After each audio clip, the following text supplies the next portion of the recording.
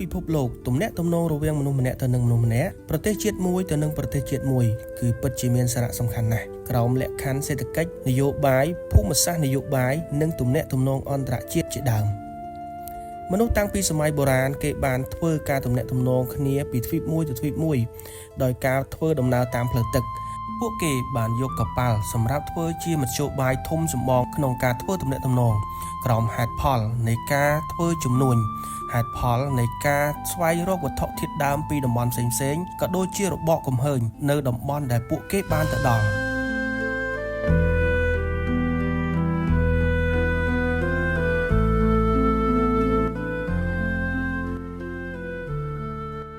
ការរីកចម្រើនផ្នែកខាងបច្ចេកវិទ្យាវិទ្យាសាស្ត្រមនុស្សបានរិះរកគ្រប់មធ្យោបាយដើម្បីបង្កើនឲ្យមានភាពជឿនលឿននៃការធ្វើទំនាក់ទំនងឲ្យបានរហ័សនិងកាន់តែងាយស្រួលនៅឆ្នាំ1903របបកំហើញដ៏អស្ចារ្យមួយដែលមិនធ្លាប់មានពីមុនមកបានលេចជារូបរាងឡើងវាបានជំរុញឲ្យពិភពលោកកាន់តែមានភាពជឿនលឿននិងកាន់តែងាយស្រួលក្នុងការធ្វើទំនាក់ទំនងគ្នានោះគឺជាការលេចរូបរាងឡើងនៃយន្តហោះជាលើកដំបូងរបស់ពិភពលោកការបង្កើតយន្តហោះជោគជ័យជាលើកដំបូងគេរបស់ពិភពលោកគឺជាសមិទ្ធផលដ៏អស្ចារ្យមួយនៅក្នុងប្រវត្តិសាស្ត្រមនុស្សជាតិដែលបានសម្រេចដោយ Orville និង Wilbur Wright ដែលគេបានស្គាល់ច្បាស់ថាជាបងប្អូន Wright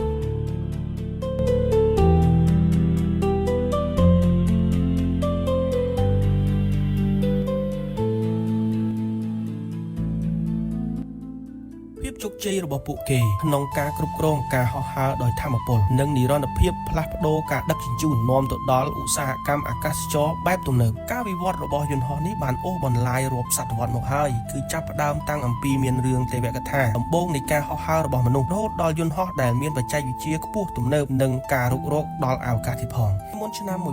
1903ដែលគេដឹងថាជាឆ្នាំនៃការបង្កើតឡើងនៃយន្តហោះជាលើកដំបូងរបស់ពិភពលោកមនុស្សបានមានគំនិតស្រមៃចង់ហោះហើររួចទៅហើយ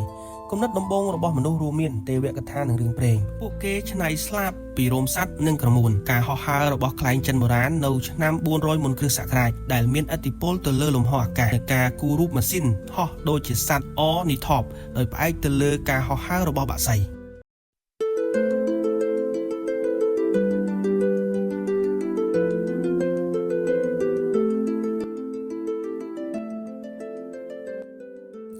ចំពោះការពិសោធន៍ដំបូងនៅចន្លោះសតវត្សទី18ដល់19ភាពជឿនលឿនពិតប្រាកដដំបូងនៃការហោះហើរបានចាប់ផ្ដើមជាមួយនឹងពេញប៉ោងខ្យល់ក្តៅនិងការហោះហើរជាលើកដំបូងនៅឆ្នាំ1783បងប្អូន Montgolfier បានបើកដំណើរការពេញប៉ោងខ្យល់ក្តៅដំបូងបង្អស់នៅប្រទេសបារាំងសតវត្សឆ្នាំ1799ដល់ឆ្នាំ1850លោកជោគខៃឡៃបានសាងសង់យាន Glider ដ៏ជោគជ័យដំបូងគេដាក់មូលដ្ឋានគ្រឹះសម្រាប់ឌីណាមិកទំនើបតែអ្វីដែលអស្ចារ្យបំផុតនោះគឺក្នុងអំឡុងឆ្នាំ1903ដែលលោក Orville និង Wilbur Wright បានធ្វើឲ្យជោគជ័យនៅយន្តហោះដែលមានថាមពលដំបូងគេដែលគេហៅថា Wright Flyer ដែលលោកប្រើត្រឹមតែរយៈពេល12វិនាទីប៉ុណ្ណោះនៅ Kitty Hawk រដ្ឋ North Carolina តបអំពីការរកឃើញនៅរបបកំហើញយន្តហោះដំបូងបំផុតនៅលើពិភពលោកនៅក្នុងអំឡុងសង្គ្រាមលោកលើកទី1ត្រូវបានគេយកយន្តហោះជាឧបករណ៍សម្រាប់ឆ្លប់ស៊ើបការនិងបើកការវាយប្រយុទ្ធជាដើមប៉ុន្តែសម្រាប់ការធ្វើដំណើរផ្លូវអាកាសលក្ខណៈស៊ីវិលគឺចាប់ផ្ដើមនៅក្នុងឆ្នាំ1920ដែលក្រុមហ៊ុនអាកាសចរបានបង្កើតយន្តហោះដែលកែលម្អរចនាប្រកបដោយភាពជឿជាក់រហូតដល់ឆ្នាំ1939ដល់ឆ្នាំ1945ក្នុងអំឡុងពេលសង្គ្រាមលោកលើកទី2យន្តហោះត្រូវបានគេប្រើជាយន្តហោះចម្បាំងយន្តហោះទម្លាក់គ្រាប់បែកហើយវាដើរតួសំខាន់ទៅក្នុងសង្គ្រាមលោកលើកទី2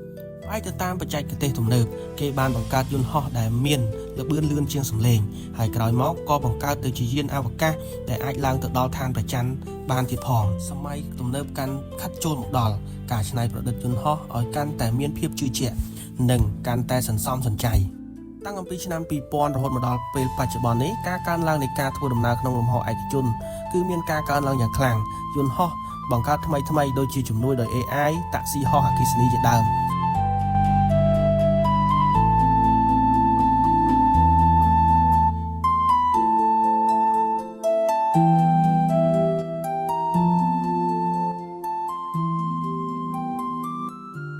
បងប្អូនតាំងអំពីសុបិនរបស់មនុស្សនៃសម័យបុរាណរហូតដល់បង្កើតយន្តហោះដែលមានល្បឿនលឿនជាងសំឡេងនិងការធ្វើដំណើរក្នុងលំហអាកាសចរនៅតែបន្តវិវត្ត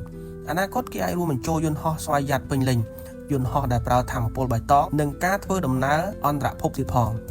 បងប្អូនអរគ្នាអញ្ចឹងយើងដឹងហើយថានេះមកអំពីភាពជោគជ័យរបស់បងប្អូន Rai ហ្នឹងដែលធ្វើឲ្យមានការវិវត្តយន្តហោះជាបន្តបន្ទាប់ដល់ពេលបច្ចុប្បន្ននេះដែលងាយស្រួលដល់មនុស្សនៅក្នុងពិភពលោកធ្វើការចរាចរណ៍ក៏ដូចជាការដឹកជញ្ជូនទំនិញផ្សេងៗជាពិសេសវាបម្រើឲ្យវិស័យយោធាបានយ៉ាងច្រើនទៀតផង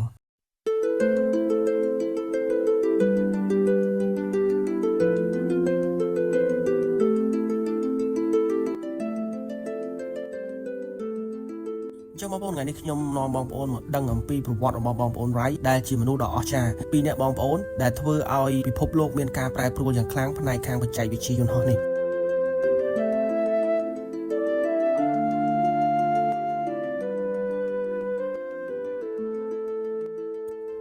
លោក Weber Rai កើតនៅក្នុងឆ្នាំ1867ដល់ឆ្នាំ1912និងលោក Ovile Rai កើតនៅក្នុងឆ្នាំ1871ដល់ឆ្នាំ1948គាត់ជាវិស្វករដែលបង្រៀនដោយខ្លួនឯងពី Dayton រដ្ឋ Ohio សហរដ្ឋអាមេរិកពួកគេមានហាងជួសជុលកង់ហើយបានប្រើប្រាស់ចំណេះដឹងផ្នែកមេកានិកនឹងដើម្បីអភិវឌ្ឍបច្ចេកវិទ្យាអាកាសចរណ៍នឹងការហោះហើរថាមពលដំបូងគាត់ធ្វើនៅថ្ងៃទី17ខែធ្នូឆ្នាំ1903ទីតាំងដែលគាត់ដំណើរការនោះគឺ Kildaville Hill នៅជិត Kitty Hawk រដ្ឋ North Carolina សហរដ្ឋអាមេរិកបងប្អូន Rai នឹងបានសាងសង់យន្តហោះដែលមានថាមពលហៅថា Rai Flyer ព័ត៌មានលម្អិតអំពីជើងហោះហើរ Ovile បានបើកយន្តហោះរយៈពេល12វិនាទីគ្របដណ្ដប់ទៅលើកម្ពស់120 feet បានន័យថា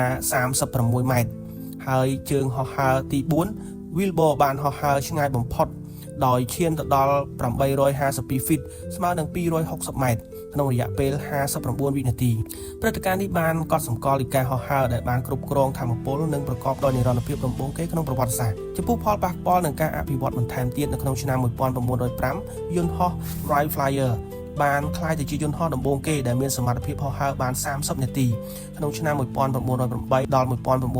បងប្អូន Rai បានបង្កើតយន្តហោះរបស់ពួកគេនៅអឺរ៉ុបនិងសហរដ្ឋអាមេរិកដោយទទួលបានការទទួលស្គាល់ខ្លាំងនៅទសវត្សរ៍ឆ្នាំ1910យន្តហោះបានចាប់ផ្ដើមប្រើប្រាស់សម្រាប់គោលបំណងយោធានិងពាណិជ្ជកម្ម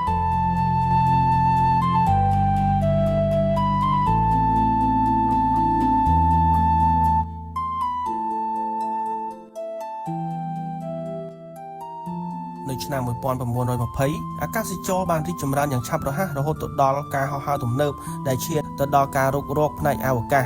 និងភាពទំនើបកម្មដែលយើងឃើញមានរហូតដល់ពេលបច្ចុប្បន្នហ្នឹងបងប្អូនភាពជោគជ័យរបស់បងប្អូន Rai នៅក្នុងឆ្នាំ1903គឺចំណុចរបត់មួយរបស់ប្រវត្តិសាស្ត្រនៃការដឹកជញ្ជូនការលះបង់របស់ពួកគេចំពោះការពិសោធន៍វិទ្យាសាស្ត្រគឺជាគោលបំណងវិស្វកម្ម